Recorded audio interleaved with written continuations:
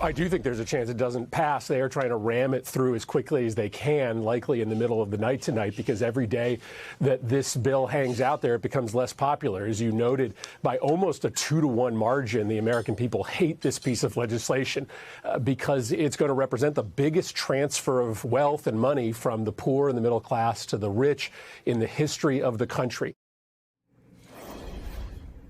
Do you envision this bill not passing, Senator?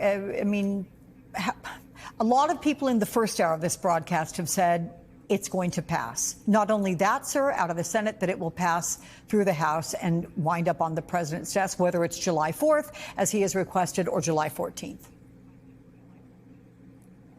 Well, Alex, everybody said that the Republican effort to destroy the Affordable Care Act back in 2017 would be successful. Donald Trump was in favor of it. He was in the White House. He had a Republican majorities in the House and the Senate. But, of course, it was dramatically defeated by one vote in the United States Senate. So Senator Murphy's right. They're trying to rush this through the Senate because they know that the more the American people see what's in it, the more they hate it. It's kind of like a dead fish. It stinks very quickly. That's why they're rushing through. That's why we made them read the bill, because there's so much stuff in there that they put in to try to help one of their senators or another that the whole Senate does not even know is there right now. In other words, voting on something they don't know. So we made them read every word. This can still be defeated. It's up to those Republicans whether they want to just do Donald Trump's bidding or do the bidding of their constituents. And in terms of your analogy, it stinks like fish. I mean, polling has shown this bill is not very popular. You have Fox News, which has 59% of Americans opposing it. Are Republicans thinking ahead to the political consequences? And what will be the strategy for Democrats to try to claw away any possible votes? Well, they're certainly not thinking ahead if they're thinking about their constituents. And those are the folks who are going to be voting in the next election. All they're doing is thinking about the next Donald Trump tweet that might come out. And that is why this is distorting the process. They are more afraid of Donald Trump's tweets than they're afraid of, ripping Medicaid away from their constituents. But come election time, you can be sure, Alex, that Democratic candidates will let all of their constituents know exactly what bargain they cut, that they kowtowed to Donald Trump to give billionaires tax cuts at the expense of their constituents. Here's another news nugget for Democrats to let their constituents know, because the Joint Committee on Taxation today said this bill will add $4.45 trillion, again with a T, trillion, to the deficit. Is there any convincing Republicans, traditionally deficit hawks, by the way, to rethink this? Well, Alex, I'm glad you raised this because, they do pretend they care about the deficit, but everything they do shows that that's a big lie. As you said, CBO just came out with this score of the latest bill, over $4 trillion increase in the debt over the next 10 years. And by the way, Americans end up paying for that debt. It puts upward pressure on interest rates, which means mortgages get more expensive, car loans get more expensive. So once again, in order to cut tax cuts for the rich, they're putting, pressure on all their constituents and increasing costs. I do want to add they're also going to try to engage in a huge accounting fraud later today, because they are changing, the Republicans are trying to change the rules to hide from the American people the fact that this will increase the deficit and debt by $4 trillion plus over the next 10 years. You'll be hearing a lot more about that later. Okay. There's another part of the bill, though, we can talk about now, and that is more money for immigration enforcement and border security. And here's again what Senator Murphy said about that. They are acting in a lawless manner every single day. They are not focusing on dangerous people. They are literally going to Home Depots. They are busting into people's private homes. They are targeting Latinos all over the country, whether they are undocumented or not.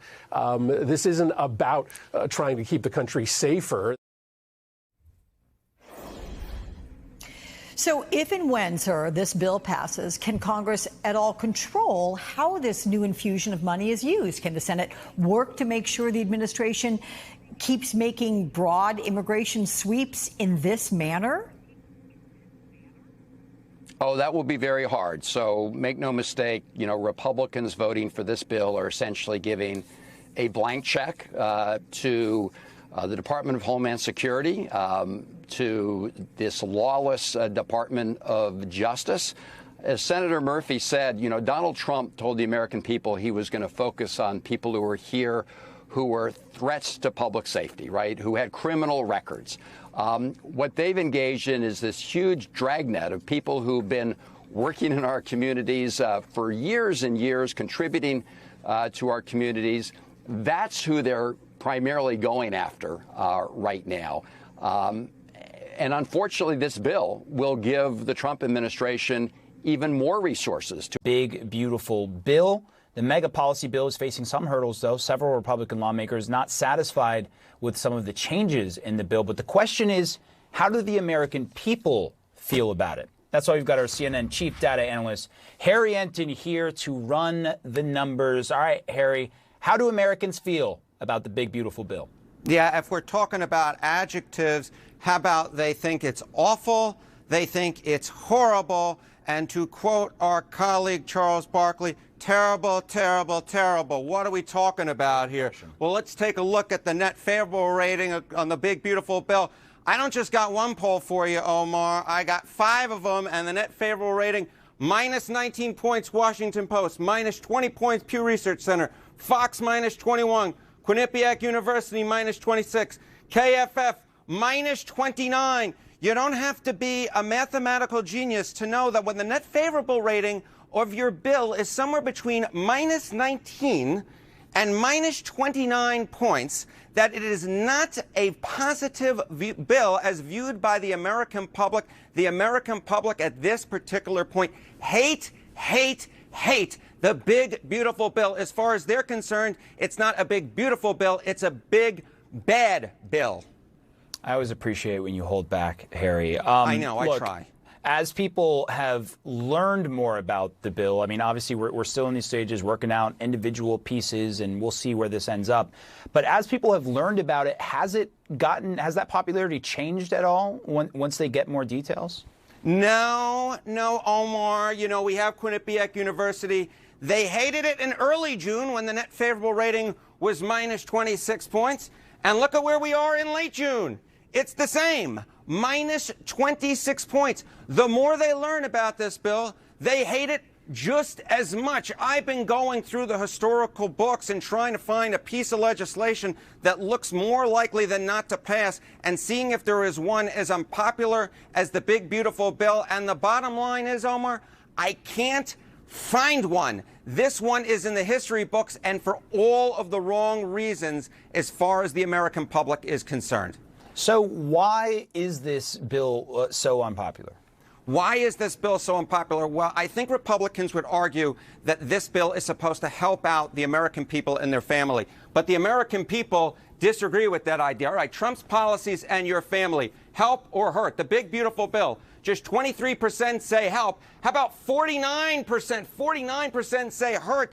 Look, that's a 26-point difference in the direction of hurt. Compare that to Trump's first-term agenda, where the plurality said it helped their family at 44% compared to 31% who said hurt. So the American people elected Trump to help them and their families, but they see the big, beautiful bill as one that, on the whole, hurts their families.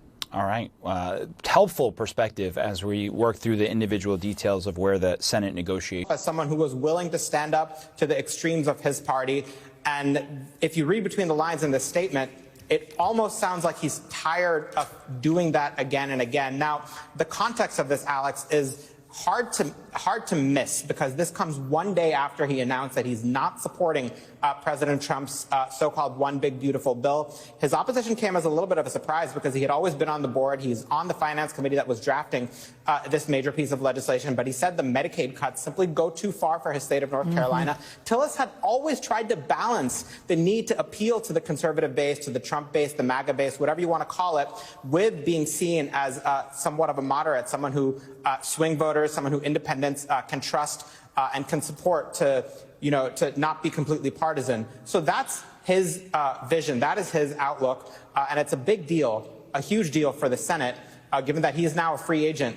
to vote as he pleases. We saw several months ago during the debate around Defense Secretary, the nominee at the time, Pete Hegseth, he was agonizing about that decision. He ended up supporting him, which to a lot of us here looked like a sign that he wanted to run for re-election, knowing that it would have been politically problematic for him to go against one of Trump's early priorities in terms of nominations. Fast forward to a few months later, it looks like he's had enough. It sure does. Okay, Sahil, thank you so much for that. Let's talk right now about all this breaking news with Basil Smikle and Susan Del Percio. You have to wonder how the president is going to interpret this. Why bother putting out a Truth Social post in all caps and say some slanderous or unpleasant wording about him, right, Basil? I mean, Sahil breaks the point that he's a free agent. He's not going to run again. He's immune from retribution.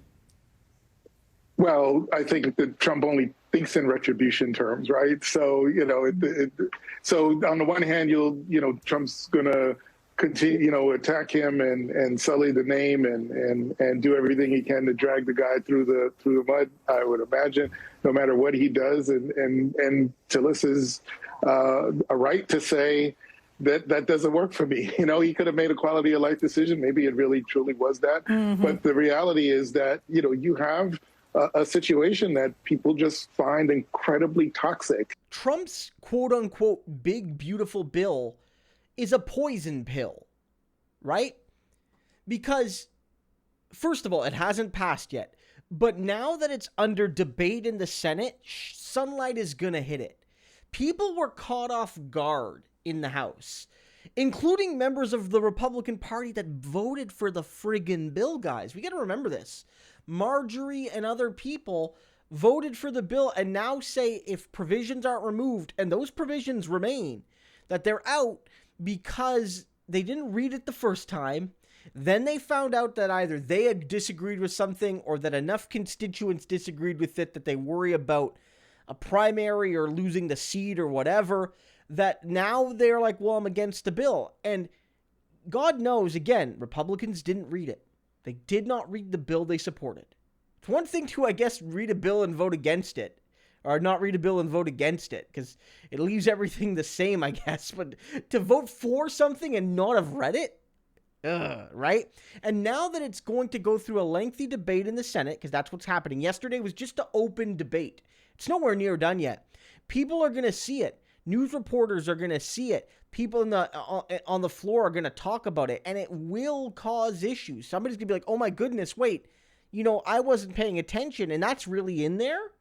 That's really in there? They're going to take everybody's puppies? Like, I'm just, you know what I mean? Like, they're going to ban candy for children? Like, you could see Republicans do that, right? Like, we're banning all candy for children and giving all the candy to Jeff Bezos. Like, he gets all the candy. Sorry, little children, no more candy for you. And like that's in there on page 777. And now there's pressure on them, right? But more than that, this opposition to this bill from the GOP, from one member of the Senate from North Carolina, has created a major issue for them in the Senate, and this will keep happening in the House. People will lose their seats over this. And people will vote against it or demand amendments that make other people vote against it to save their own seats. The Republican Party has become more unelectable today